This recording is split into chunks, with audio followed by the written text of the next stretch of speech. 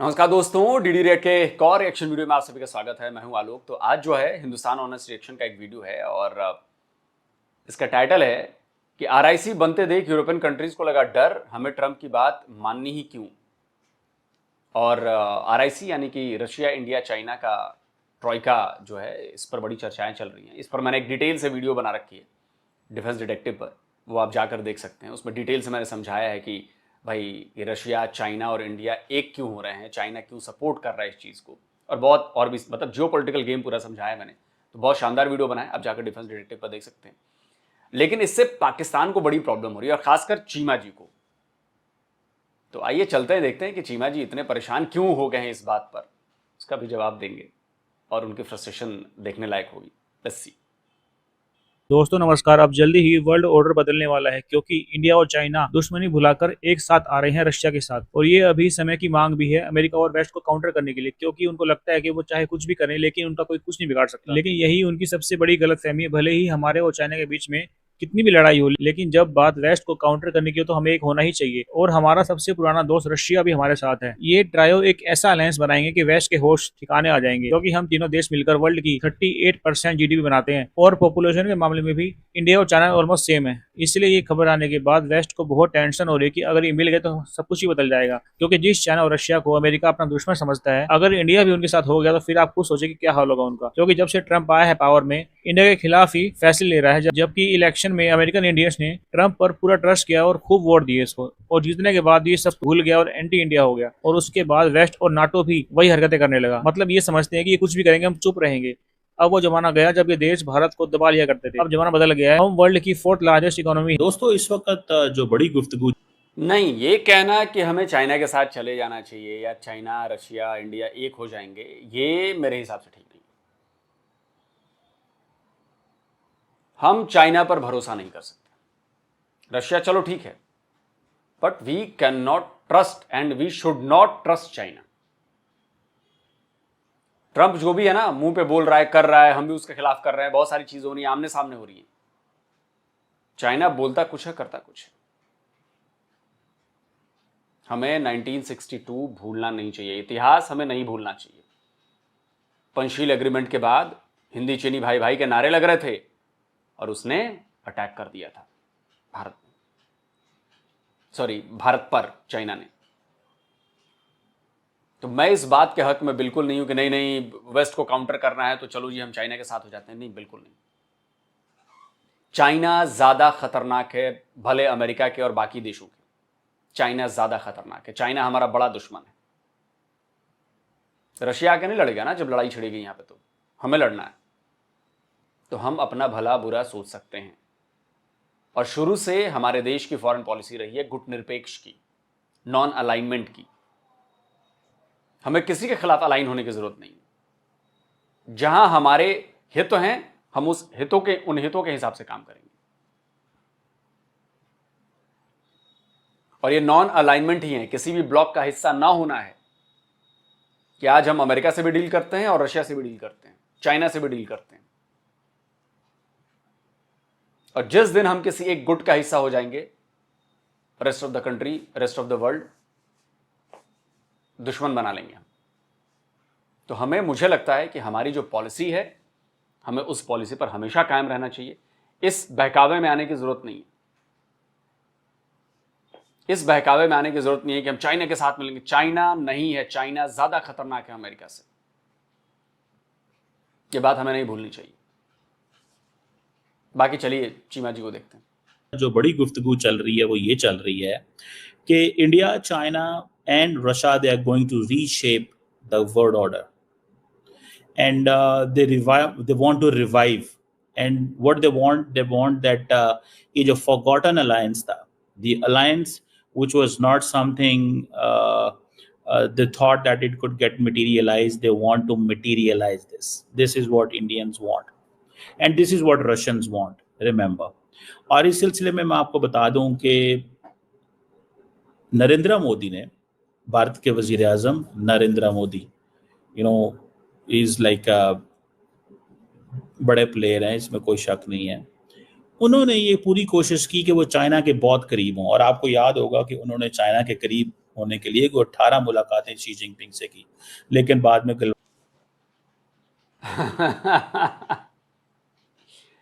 करीब होने के लिए इंडिया को पता है कि उसके इंटरेस्ट कहां हैं, चाइना को पता है कि उसके इंटरेस्ट कहां हैं। इंडिया ने कोशिश की कि हम उन इंटरेस्ट पे काम करें जिससे दोनों ही कंट्रीज का फायदा हो। हमने ये स्टेप उठाया। इसको करीब जाने को नहीं कहते। चाइना के करीब जाने से क्या फायदा हो जाएगा, हमें जरा ये बता दीजिए, क्या फायदा हो जाएगा और हमें क्यों जाना है चाइना के करीब? हमें चाइना से बिजनेस करना है, चाइना से हमारे काम है, चाइना को हमसे काम है, हम दोनों एक दूसरे के काम आ रहे हैं, बिजनेस कर रहे हैं, दैट्स इट। करीब होना इज व्हाट इज करीब होना। हम आपकी तरह करीब नहीं होते। पैकेज लेना है, डील लेनी है, फ्री के पैसे लेने हैं, डॉलर्स लेने हैं। हम ये काम के लिए करीब होते हैं, डिस्प्यूट को दूर करने के लिए करीब होते हैं। आपकी तरह नहीं है, भिखारी नहीं है। तो ये कहना है कि मोदी जी ने चाइना के करीब जाने की बड़ी खुशी, क्या करीब जाके क्या कर लेते भाई चाइना के? लेकिन बाद में गलवान हो गया था। 1998 में ये प्रपोजल दिया गया था। तब से अब तक आरआईसी की 27 बैठकें होनी थी, मगर इस दौरान इसकी 20 बैठकें हुई। और 2020 में चीन ने जब गलवान में बदमाशी की तो भारत और चीन के रिश्ते बहुत खराब हो गए। उसके बाद आरआईसी की कोई बैठक नहीं हुई। मगर इस वक्त फिर दुनिया में हलचल मची हुई है। यूरोप और अमेरिका रूस और यूक्रेन वॉर में यूक्रेन का साथ देकर रूस पर प्रेशर बना रहे हैं। ऐसे में रशिया की तरफ से एक बार फिर पहल की गई है। You know this very well. फिर मामला खराब हो गए। इसी तरह अमेरिका के बहुत करीब आए और आज वो देखते हैं, वो कहते हैं यार ये जो अमेरिकन हैं दे आर नॉट ट्रस्टवर्दी, इनको हम ट्रस्ट नहीं कर सकते। This is what they are saying, because आजकल वो सोच रहे हैं कि जी इंडिया पे सैंक्शंस लगा दें। अगले दिन यूएन जनरल सेक्रेटरी ने और नेटो जनरल सेक्रेटरी ने भी कहा, ट्रंप ने भी कहा हम 500% टैरिफ लगा देंगे। इंडियंस क्या कहते हैं? वो कहते हैं ये जो रशियन फॉरेन मिनिस्टर ने कहा था Russia India China trilateral forum को रिवाइव करने की जरूरत है। तो बेसिकली अगर आप देखें तो अमेरिकन तो ये कहते थे कि यार हमें हर कीमत के ऊपर रशिया और चाइना को इकट्ठे नहीं होने देना चाहिए, लेकिन हो ये रहा है कि सिर्फ रशिया और चाइना नहीं इकट्ठे हो गए, रशिया चाइना इंडिया इकट्ठे हो गए। And now they are talking of this alliance, they are talking of this alliance. तो क्या मिला उनको? ब्रिक्स के फोरम को अगर धमकी लगाई तो क्या मिला? What America could get out of this? कुछ भी नहीं मिला। और अगर आप ये देखें कि ये जो रशिया इंडिया चाइना ट्रायंगल है ये कुछ नई नहीं है, ये 1990s का आइडिया है, कोल्ड वॉर का आइडिया है। जब उस वक्त कोल्ड वॉर खत्म हुई थी और अमेरिकन और वेस्टर्न वर्ल्ड जो थी वो इमर्ज कर रही थी as a dominant force in the global politics, तो ये सारे के तीनों ममालिक चाहते थे ये हो। So after 35 years now they have realized that we are so much economically strong, economically independent, and the situation tables have been turned. तो अब हमें कुछ इस तरह करना चाहिए। अब कहा जा रहा है कि India and China they are rising great powers. India China जो है वो ऑन बोर्ड है। ठीक है जी, India China they are on board, समझ रहे हैं। और मुझे ये लगता है ये जो तीनों मुल्कों के जो लीडरशिप है ये माजी में मिलती भी रही है। जब G8 हुआ करते थे तो उस वक्त ये सारे वहां मिले भी हैं और ये ग्रुप कुछ अचीव नहीं कर सका। उसकी वजह क्या थी? India, China, and Russia, in geopolitical terms, it can be a huge mistake to underestimate or ignore their collective strength. And that is why it is very important that the USA and Europe deal with this situation extremely carefully.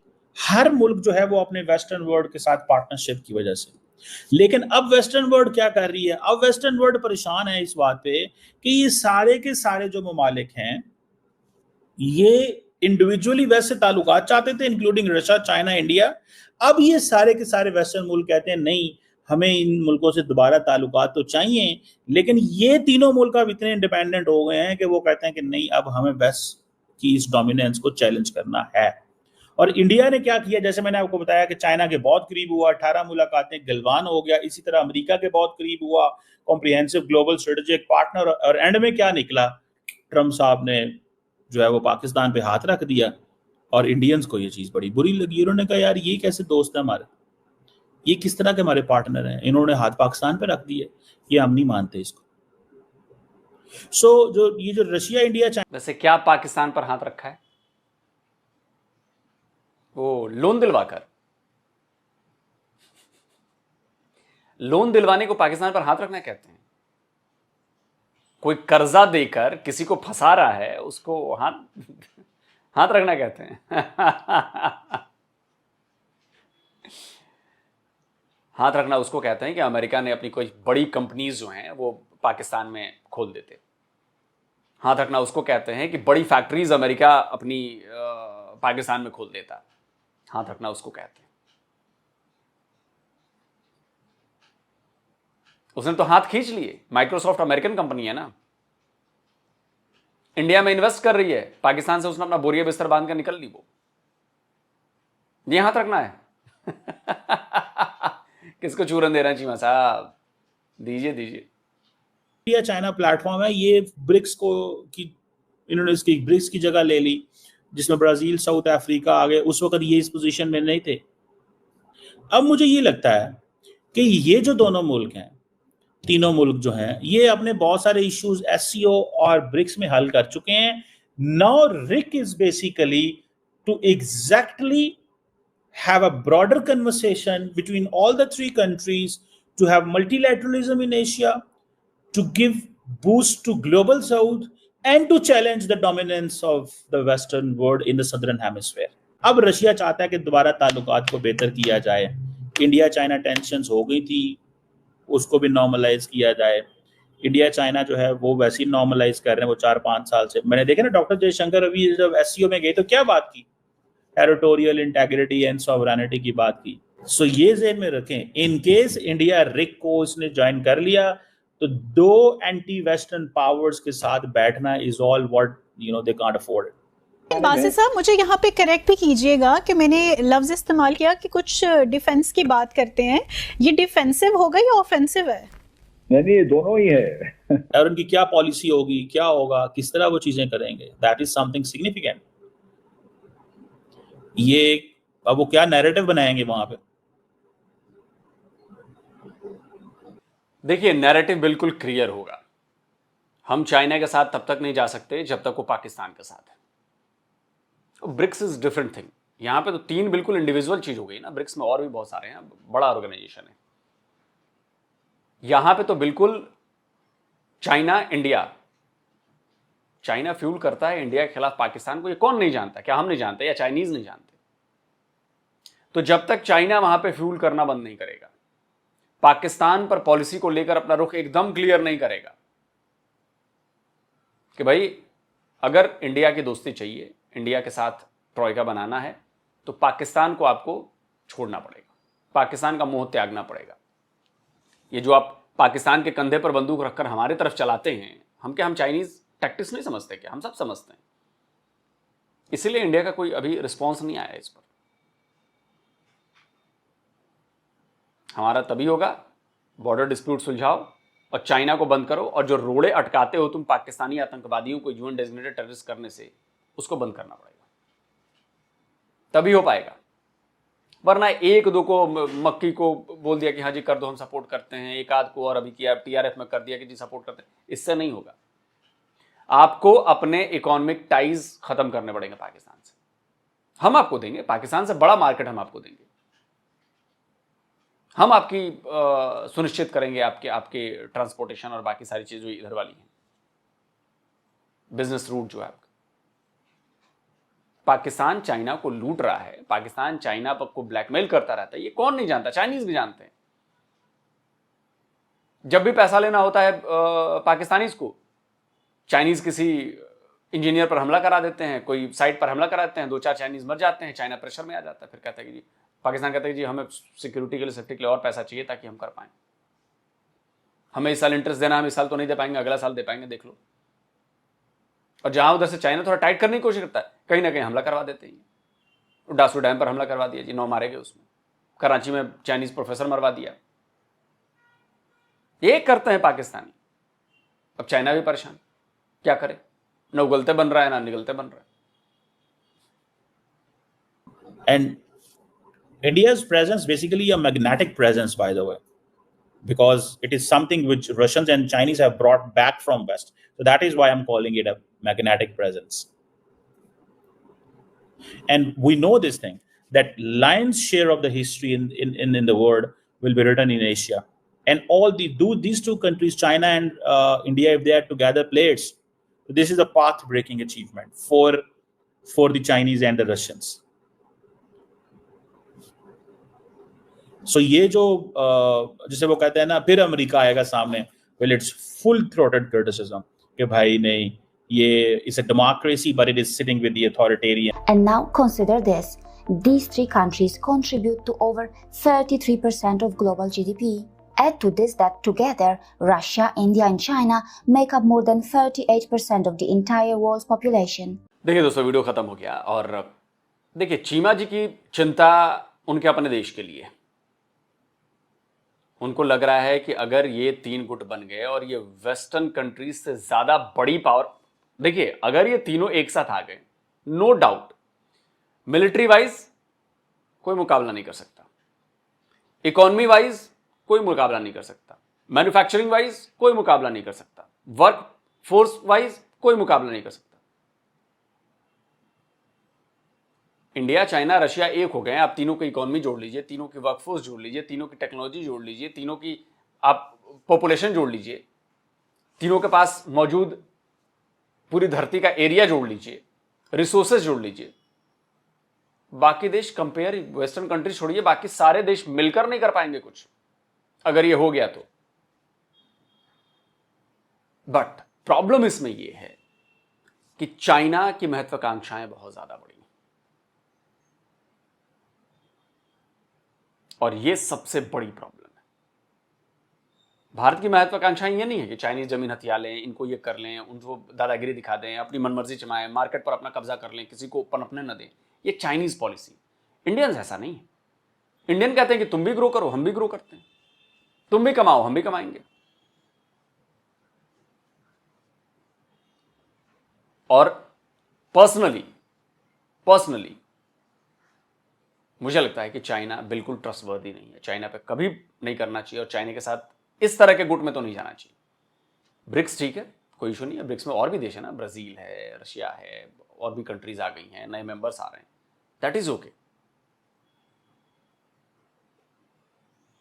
और मुझे तो लगता है कि SCO भी छोड़ देनी चाहिए भारत को। धीरे धीरे इसको डंप कर देना चाहिए एससीओ को। क्या फायदा एससीओ से यार। हाँ, बात वही है कि भारत से दोस्ती तभी होगी, बॉर्डर डिस्प्यूट सुलझाओ, पाकिस्तान को हटाओ, तभी हो पाएगा। या फिर पाकिस्तान को कहो, उसको मजबूर करो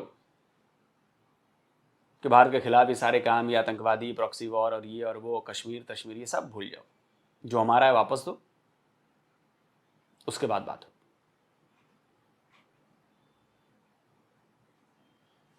वेस्टर्न कंट्रीज को डर लगना चाहिए, बिल्कुल लगना चाहिए। और मुझे लगता है कि इंडिया अकेला काफी है। नाटो के चीफ ने कहा, या ट्रंप कह रहे हैं, भारत ने टका सा जवाब दे दिया ना, बोले ठीक है लगाओ। फिर ऐसा तो नहीं ना कि सिर्फ हमें अमेरिका को जरूरत है, अमेरिका की, अमेरिका की को भी तो हमारी जरूरत है।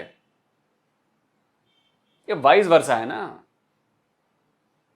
हमें भी पता है कि अमेरिका को भारत की कितनी जरूरत है, और भारत को भी पता है कि अमेरिका की कितनी जरूरत है। तो कोई बीच का रास्ता निकलना पड़ेगा। ऐसा नहीं हो सकता कि 500% टैरिफ लगा देंगे, नाटो चीफ बोला और हम डर जाएंगे, अरे भाई साहब गलती हो गई, छोड़। नहीं हो सकता ये। और नहीं तो जाओ, गो टू हेल, फिर देखी जाएगी, फिर तो देखी जाएगी। तुम ले जाओ अपना आईफोन यहां से उठाकर, तुम ले जाओ अपना आईबीएम यहां से उठाकर।